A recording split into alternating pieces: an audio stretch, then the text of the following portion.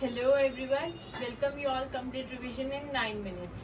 सो देखते हैं आज का हिंदू हमसे क्या कहता है। तो सबसे पहले हमारी जो न्यूज़ है वो ये है कि चंद्रयान 3 में जो हमारा प्रोपल्शन एंड लैंडर था, प्रोपल्शन वाज द ऑर्बिटर, जो ऑर्बिटर के अराउंड जो है रिवॉल्व करेगा ऑर्बिट में, ठीक है, मून के। और जो लैंडर था जो उसके सरफेस पे जाके लैंड करेगा, जिसमें से रोवर निकलेगा। सो वो अलग हो गए हैं। जो हमारा प्रोपल्शन था उसमें जो पेलोड्स थे, वो हमारे पास जो पेलोड था उसका नाम था शेप। शेप की फुल फॉर्म है स्पेक्ट्रोपोलीमीटर ऑफ हैबिटेबल प्लैनेट अर्थ, ठीक है। यही है जो हमारे अर्थ के एटमॉस्फेयर को स्टडी करेगा। अब आप लोग सोच रहे होंगे कि रिवॉल्व करेगा मून के अराउंड और स्टडी करेगा अर्थ के एटमॉस्फेयर को, ये कैसे पॉसिबल है? हाँ जी, ऐसे ही है कि अगर फॉर एग्जाम्पल ये हमारी अर्थ है, ये हमारा मून है, तो कभी भी पहली बात तो ऐसे तो हमारा चंद्रयान 3 जाता नहीं है, ठीक है। तो वो इस तरीके से रिवॉल्व करके अर्थ के ऑर्बिटर को छोड़ के उसके बाद ऐसे मून पे लैंड करता है। तो जो यहाँ पे इसका ऑर्बिट जो है वो ऑर्बिट में रिवॉल्व करेगा, वो फोकस करेगा अर्थ के ऊपर हर टाइम। तो वो जो शेप पेलोड है वो स्टडी करेगा अर्थ के एटमॉस्फेयर को मून के अराउंड रिवॉल्व करके।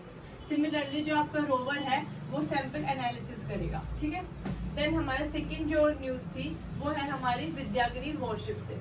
अच्छा, एक चीज और आप बताना कि चंद्रयान 3 को हमने कौन से रॉकेट से लॉन्च किया था, ठीक है, तो कमेंट सेक्शन में जरूर मेंशन करना। अब हम देखते हैं जो हमारी वॉरशिप विद्यागिरी है वो प्रोजेक्ट 17 अल्फा के अंडर आती है।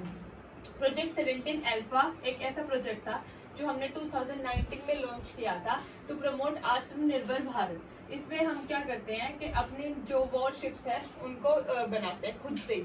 सो इसमें अभी हमारे जो ऑनरेबल प्रेसिडेंट है उन्होंने इसको वॉरशिप विद्यागिरी को इनॉग्रेट किया था। अब ये 3 टाइप की हो सकती है आपकी, या तो कॉर्वेट्स या फ्रिगेट या डिस्ट्रॉयर शिप। जो फ्रिगेट होती है, विद्यागिरी एक फ्रिगेट ही है, वो कॉर्वेट से ज्यादा लड़ाकू होती है लेकिन डिस्ट्रॉयर से कम होती है, ठीक है।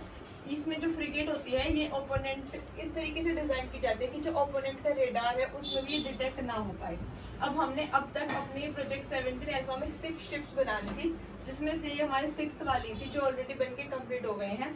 इनके नाम थे INS Nilgiri, INS Himgiri, INS Udayagiri, INS दुंगगिरी, INS Taragiri, INS Vidyagiri और INS महेंद्रगिरी, ठीक है। तो ये अभी विद्यागिरी है, हमने ये वाली अपनी बनाई है।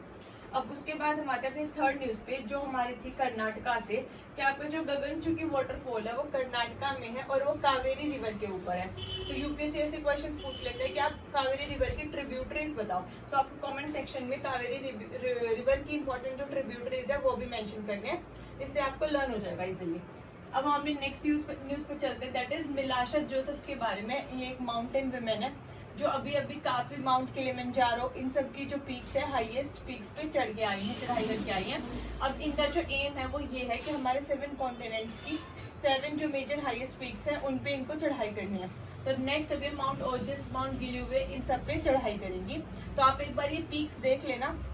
वैसे अभी जब ये दोबारा से करेंगे तो दोबारा आएगा तो मैं आपको दोबारा से बता दूंगी कहाँ पर है ये पीक्स, ठीक है। अभी तो ये उस प्रोसेस में ऑन गोइंग है।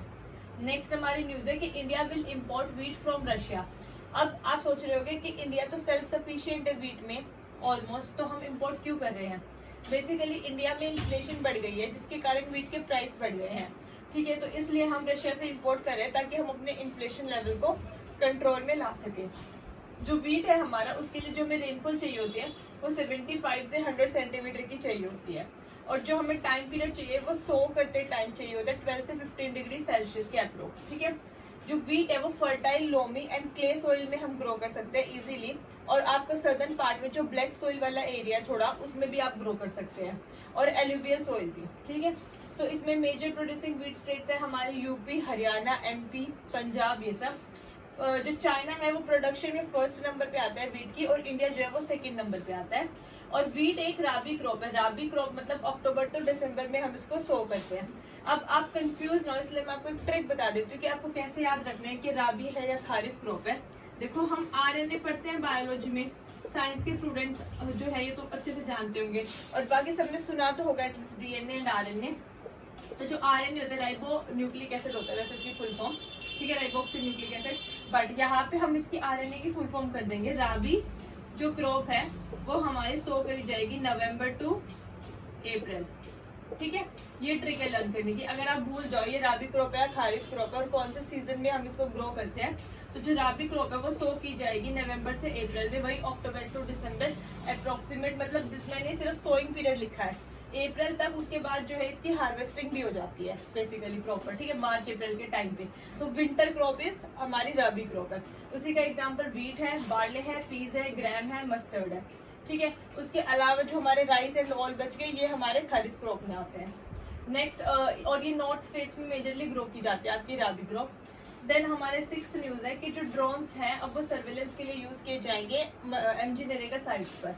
अब थोड़ा एमजी नरेगा का हम फैक्चुअल पॉइंट जान लेते हैं कि एमजी नरेगा का जो है पहले इसमें नरेगा ही थी इसकी फुल फॉर्म, बाद में इसमें Mahatma Gandhi national rural employment guarantee act इसको बना दिया। देन ये 2005 में आया था under ministry of rural development, और इसमें वर्क प्रोवाइड किया जाता है एटलीस्ट 100 डेज का टू अनस्किल्ड लेबर और साथ में विमेन फीमेल वर्कर्स को भी, ठीक है। आपको अगर ट्विस्ट मिलेगा क्वेश्चन में तो वो वहां मिलेगा कि मैक्सिमम 100 डेज का इसमें टाइम पीरियड है, नहीं, वो एटलीस्ट है कि मिनिमम 100 दिन का तो आपको मिलेगा। और अनस्किल्ड की जगह वो स्किल्ड लिख सकते हैं, बट स्किल्ड नहीं होता, अनस्किल्ड वर्कर्स को मिलता है और फीमेल्स को मिलता है। उसके बाद मैं एक आपसे ऐसे ही मैंने लिखा नहीं था, मैं डिस्कस कर लेती हूँ। मुझे एक आर्टिकल और अच्छा लगा था जो कि फेक न्यूज के ऊपर था हिंदू में ही। तो जो आजकल आपने देखा है जो मणिपुर में हमारा हो रहा है फेक न्यूज के रिगार्डिंग, तो बेसिकली मणिपुर में इंटरनेट को बैन कर दिया गया था अभी कुछ टाइम के लिए ताकि फेक न्यूज स्प्रेड ना हो, but still fake news spread हो रही थी बिकॉज जो मणिपुर के बॉर्डर से जाके मिजोरम तक, तो बॉर्डर एरिया में इंटरनेट बैन नहीं था, मतलब जहां से मिजोरम स्टार्ट हो रहा है, ठीक है। जैसे ये हमारी ईस्टर्न स्टेट्स का मैप है, नागालैंड, ये मणिपुर है आपका, और ये हमारा मिजोरम है, ठीक है। तो मणिपुर में बैन था हमारा इंटरनेट, बट वो लोग यहाँ बॉर्डर पर आकर इंटरनेट यूज करते थे, तो मिजोरम में तो बैन है नहीं, तो वहां पे उनको इजिली अवेलेबल होता था। तो जो भी वहां की फेक न्यूज फेक आर्टिकल्स है, जो लोग र्यूमर्स या वायलेंस स्प्रेड करना चाहते हैं, वो इजिली वहां पे इंटरनेट पे डाल देते थे। तो अब मुद्दा ये था कि हमारी जो इन्वेस्टिगेशन एजेंसीज है उनको ना तो इस फेक न्यूज का सोर्स पता चल पाता था कि किसने ये डाली है, और ना वो कुछ अभी कर सकते थे। सो बेसिकली प्रॉब्लम ये है कि फेक न्यूज स्प्रेड करने वाले बहुत ज्यादा है, लेकिन उसको कम करने वाले बहुत कम है। सो अगर इससे रिलेटेड आपको क्वेश्चन आता है तो प्रॉब्लम तो आपको पता है, लेकिन इसका सॉल्यूशन आप क्या मेंशन करोगे? आप सॉल्यूशन में ये मेंशन करना कि पहले रीजन तो ये है कि लो जो आपका लो डिजिटल लिटरेसी है, कि जो इनफैक्ट हमारे पेरेंट्स हैं आज के टाइम पर भी वो लोग इतना डिजिटलाइज के साथ इजिली इम्बाइब नहीं कर पाए हैं, तो डिजिटल लिटरेसी काफी लो है। तो हमें तो उसको इंक्रीज करना चाहिए, अवेयरनेस को बढ़ावा देना चाहिए। साथ ही में अगर हम कोई भी न्यूज पढ़ते हैं, जैसे अगर आपने कुछ भी पढ़ा, फॉर एग्जाम्पल चंद्रयान 3 ही क्यों ना पढ़ा, ठीक है, और वो मैंने पढ़ाया, तो आप एक बार उसको नेट पे जाके सर्च कर लो, ठीक है। अच्छा आपको 2 पॉइंट एक्स्ट्रा ही तो पता चलेंगे, ऑल्दो हम कवर करते हैं, लेकिन अगर आप कहीं से कुछ भी पढ़े तो एक बार उसको नेट पे जाके चेक कर लो। तो हर पर्सन में ये फीलिंग होनी चाहिए, चाहे वो कोई भी किसी भी एज का हो, किसी भी कम्युनिटी का हो, कि हम एक बार जाके उस चीज को चेक कर ले। और साथ में जैसे PIB फेक न्यूज नाम से आप लोगों ने देखा होगा, इंस्टाग्राम पर हर जगह आते रहते हैं, कोई भी वो फेक न्यूज तो आइडेंटिफाई करके उस पर फेक का मार्क लगा देते हैं। बट वैसी वो जो बॉडी है, ऑर्गेनाइजेशन है, वो अभी स्मॉल स्केल पे वर्क कर रही है क्योंकि उसके पास प्रॉपर फंडिंग अलॉटमेंट्स नहीं है। तो हमें फंड्स इंक्रीज करने होंगे, और PIB जैसी फेक न्यूज बॉडीज को जो आइडेंटिफाई करते हैं वैसे ही बॉडीज और बनानी होंगी, क्योंकि जो पूरे इंडिया में ओवरऑल लार्ज स्केल पे वर्क कर सके, तभी हमारे जो फेक न्यूज स्प्रेड रूमर्स है जो वायलेंस को बढ़ावा देते हैं वो कम हो सकते हैं। So hope you like this lecture. अगर आपको पसंद आया हो तो please like, share and subscribe the channel, और कमेंट में जरूर बताना कावेरी रिवर की मेजर ट्रिब्यूटरीज और चंद्रयान 3 को हमने किस रॉकेट से लॉन्च किया था। तो बहुत जल्दी मिलते हैं हम नेक्स्ट वीडियो में। Thank you so much. जय हिंद।